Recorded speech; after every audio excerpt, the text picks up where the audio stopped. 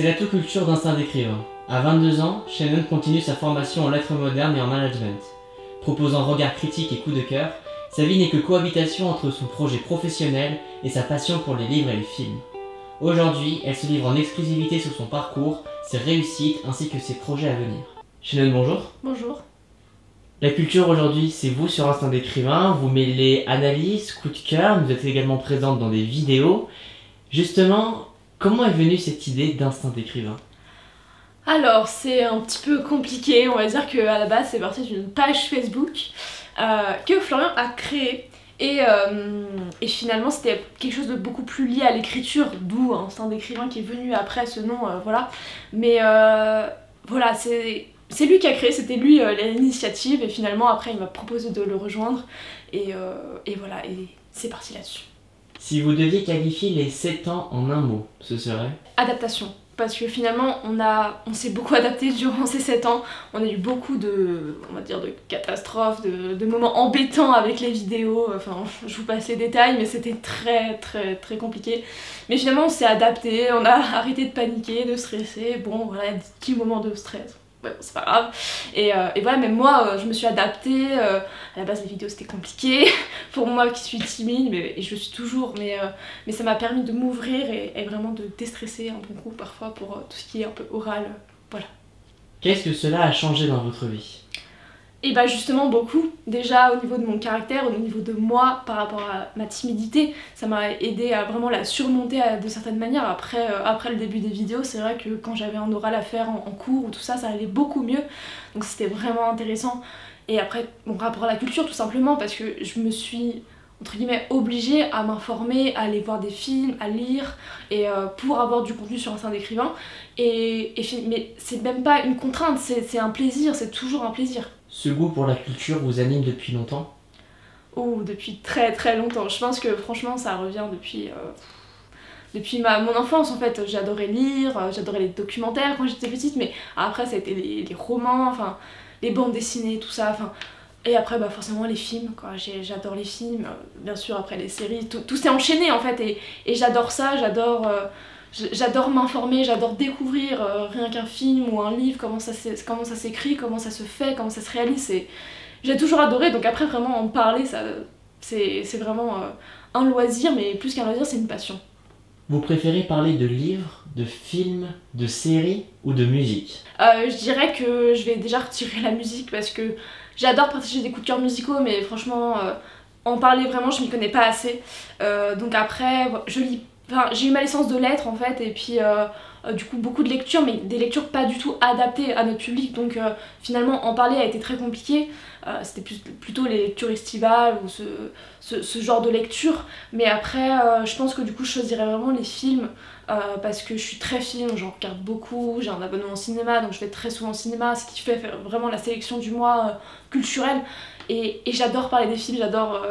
C'est une passion depuis plusieurs années, donc vraiment voilà, donner mon avis, faire découvrir des films, c'est vraiment ma passion. Quel sujet ou cause vous a le plus marqué ? Il y en a plein, vraiment il y en a beaucoup, parce que vraiment Instinct d'écrivain c'est vraiment le biais par lequel j'arrive à parler de tout.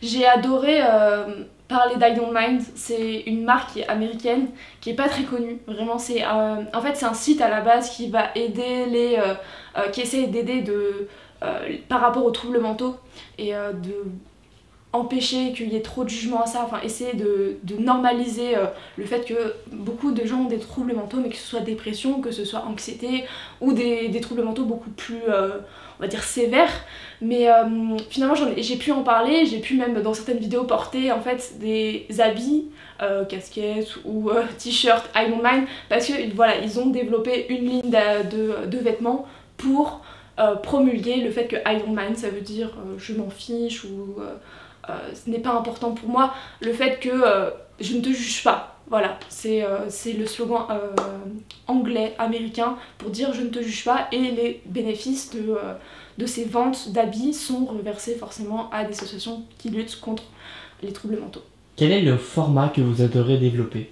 Je dirais la sélection du mois. C'est toujours un peu la petite pépite de la fin du mois. Bon, parfois un peu de stress parce que parfois on se laisse entraîner dans notre vie forcément.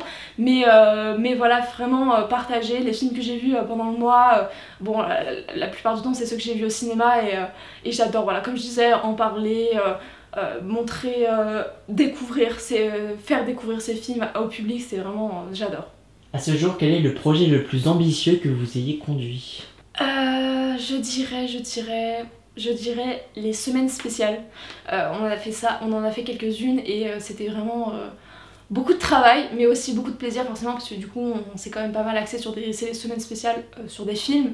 Entre autres, je pense à celle du cinéma d'animation que j'ai adoré parce que j'adore les films d'animation.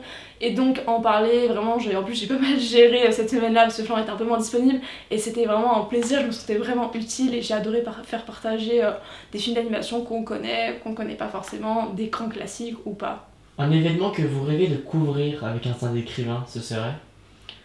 Oh, ce serait, je pense, une interview, mais vraiment une interview avec des personnalités, ou pas forcément, mais des personnes qui ont vraiment un lien avec la culture et qui mènent des projets culturels, ou même des écrivains, des autrices, peu importe.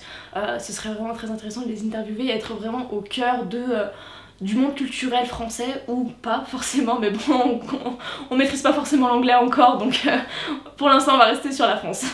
Question un peu plus personnelle maintenant, comment se passe la collaboration avec Florian? Oh, c'est très compliqué, franchement c'est... Oh là là, je sais pas comment vous dire, il y a tellement de choses qui se passent, des désaccords, des disputes, il est jamais disponible, alors ça voilà, comme je disais, il est jamais disponible. Donc c'est très très très compliqué, mais bon, j'essaye de faire au mieux et voilà, mais... Non, je rigole. Non, ça se passe bien. En fait, ça se passe très très bien. Florian se rend vraiment disponible sur tous les plans. Il gère par exemple tout ce qui est les designs de nos affiches, de nos publications. Et ça, c'est un truc que je ne sais pas faire. Donc s'il n'était pas là, je sais pas comment je le ferais. Mais non, voilà, il se rend disponible même s'il a des emplois de temps hyper chargés. Donc il est toujours là. On est toujours, même si voilà, on a des désaccords bien sûr, mais on arrive toujours à se mettre d'accord au final sur ce qu'on veut faire, sur là où on veut aller et on perd pas de vue notre objectif.